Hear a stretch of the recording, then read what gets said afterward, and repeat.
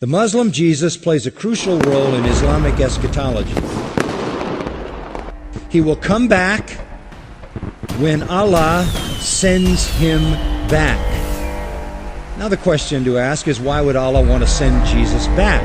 There's a lot of prophets to pick from. Why does he send Jesus back? So that when he shows up, he can correct all the Christians who have misunderstood who he is. The Mahdi will come riding on a white horse, and it even says in their writings, as it says in Revelation 6, 1 and 2.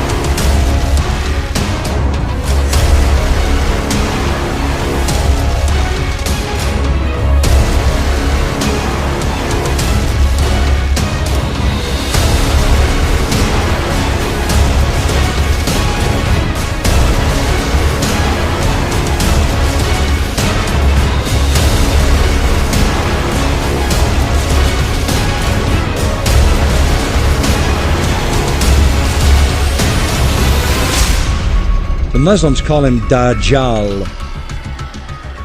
He is the great deceiver. He comes to earth on a mule, and he's blind in one eye.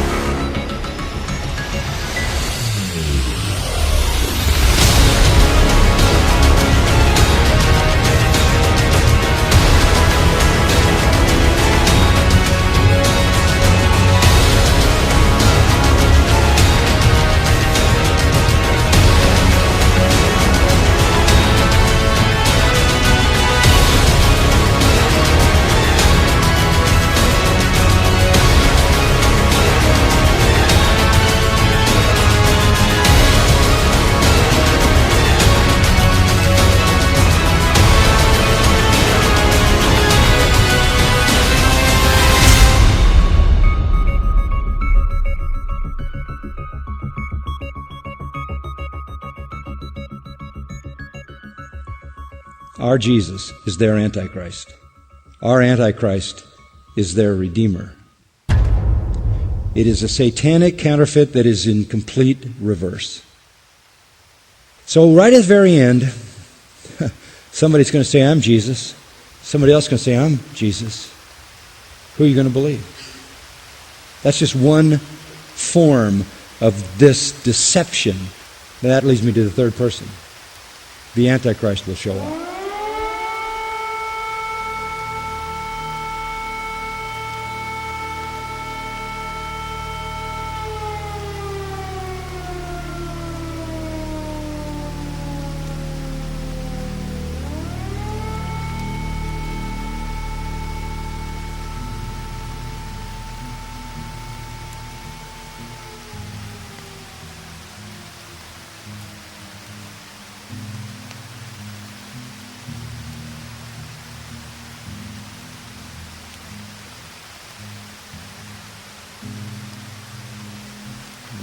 Who is this?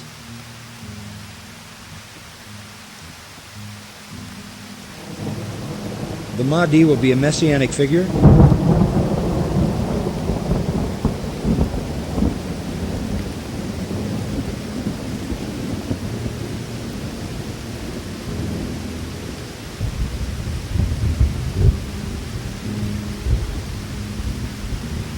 He is a man. He is a prophet. He is nothing more.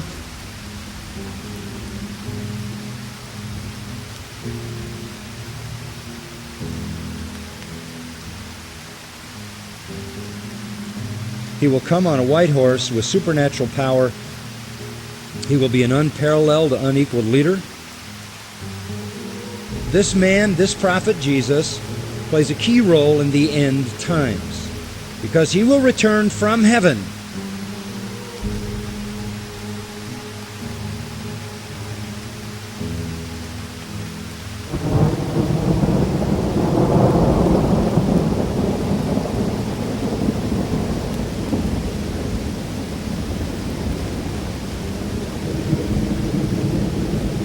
Jesus of Islam, not God, didn't die, didn't rise, didn't provide a sacrifice for sin, but he does return. He's a prophet. Jesus was a man. He was not God. He did not die. He did not die, therefore he did not rise.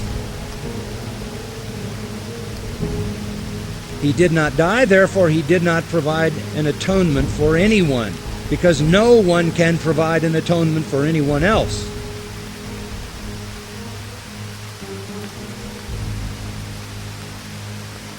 He is a false miracle worker, this Antichrist. But you know who he claims to be? He claims to be Jesus, the Son of God.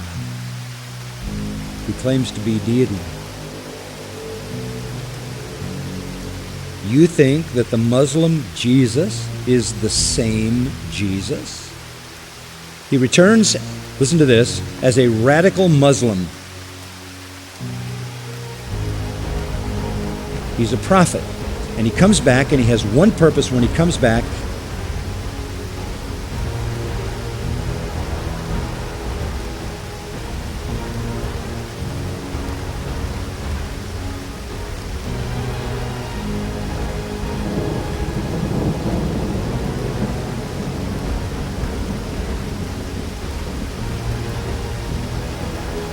He will lead all Christians who will follow him to reject their notion of Jesus and accept the real Jesus. He was nothing but a prophet and a man.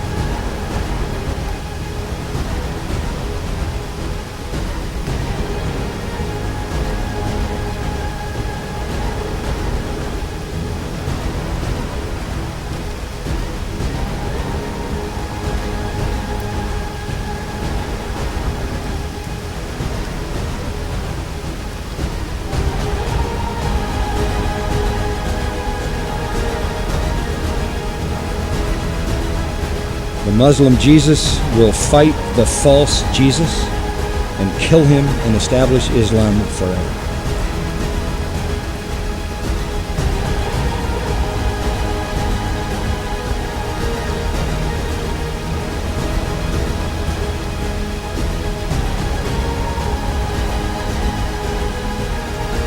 When the Mahdi arrives, he will discover hidden scriptures.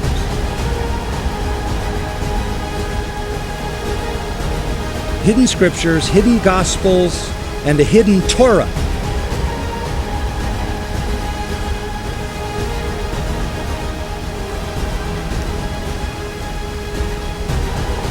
And they will be the true scriptures which will be used by the Mahdi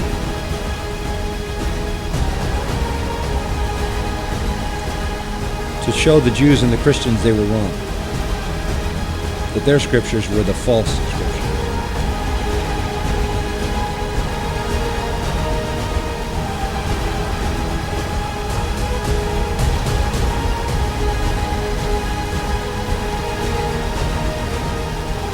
He will correct all misinterpretations and all misrepresentations.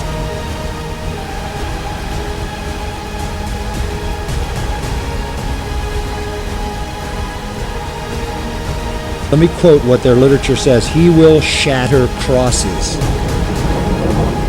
symbol of Christianity.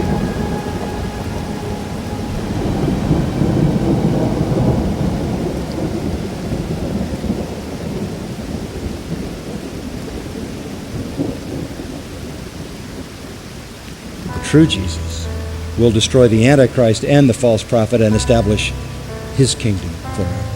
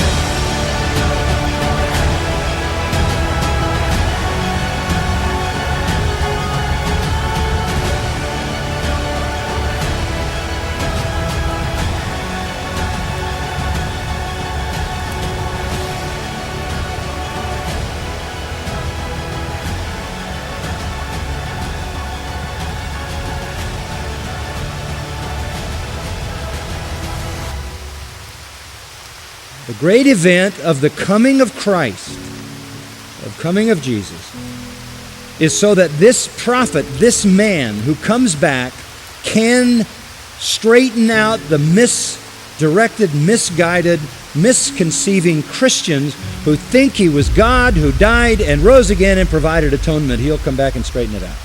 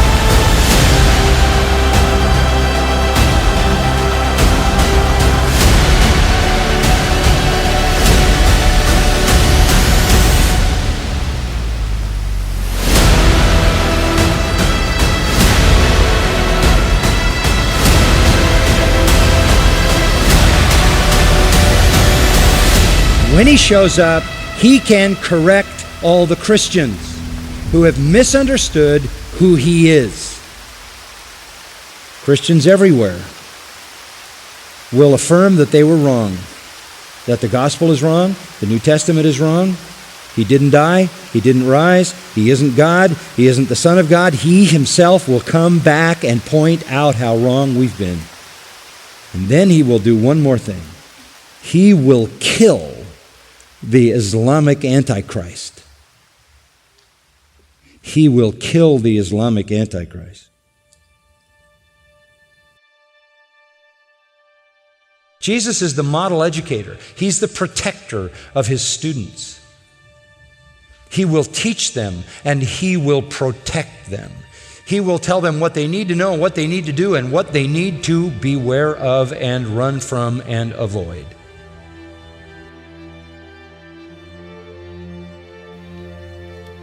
What about you? What about you? Do you love Christ? Do you embrace him as your Lord and Savior? Or are you captive to a religion that you're loyal to, that is led by false teachers telling you lies and making you a prisoner of their deception? I warn you, as Jesus warned. There's only one hope of salvation, and that's in him. Reject him, and you are lost forever. And the punishment is forever outside of his presence. The man made his choice, wrong choice, tragic choice. A kind of a microcosm of Judas, who encountered Jesus, saw his power, heard his words, heard his warning and chose hell.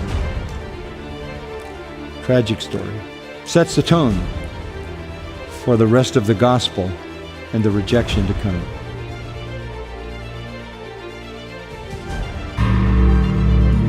Did I not enjoin upon you, O children of Adam, that you not worship Satan?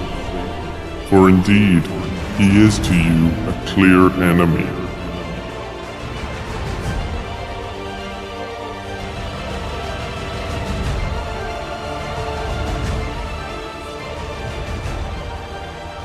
These children of Satan see Jesus then as an enemy. They see him as a disturber. They see him as a blasphemer, a lawbreaker. They can't contain themselves in dealing with him. They're so full of fury at him. Why does he do this? Well, why does he exacerbate this conflict? Why does he elevate this? Why does he raise it to this level? Why does he say things like, you're of your father the devil, you're liars and murderers, and you desire what the devil desires? Why does he say that? Well, the answer is because he loves them. Because this is a mercy. It is a mercy to shatter false securities. It is a mercy to devastate false religion. It is a mercy to strip people locked in some form of religious deception, strip them naked of that deception. These are people with the emperor's clothes. They need to be exposed for what they are. Their false religion needs to be dealt with in a very strong, stern confrontation. The blasphemy comes in verse 48. The Jews answered, now remember, he has just said, you're of your father the devil. That's the high point. That's the most outrageous thing that in their minds anybody could ever say of them, because they thought God was their God, as Jesus says they claim a little later in the dialogue. So he says, you're of your father the devil. Their reaction, rather than taking the exposure and saying, whoa, help us, what are we missing? Lead us to the truth. They harden their hearts. They become harder and harder and more bitter and more bitter. And so they respond in verse 48. Here's the first blasphemy. The Jews answered and said to him, do we not say rightly that you are a Samaritan and have a demon? Apparently they've been saying this a lot. This is their mantra. This is what they've said. As I noted a moment ago in chapter 10, in verse 20, many of them said he has a demon and is insane. This has been the standard statement about Jesus. This is what the leaders had cultivated about him. See it in Matthew 11:18. In Mark 3:22, it says he is possessed by Satan. A Satan possessed, not just demon possessed, but Satan possessed. Matthew 12, he does what he does by the power of Beelzebub, which is another name for Satan. They were spreading the word. Here they justify it. Do we not rightly say that you are an insane, demon-possessed Samaritan? So the stakes are very high. This is not a time to invite them in some genteel way to embrace the blessings of salvation. This is a time to warn them, because they are in severe danger, having made the conclusions they have made. And by the way, one of their conclusions was that Jesus himself was from the devil. And he tells them the truth is, you are the devil's children.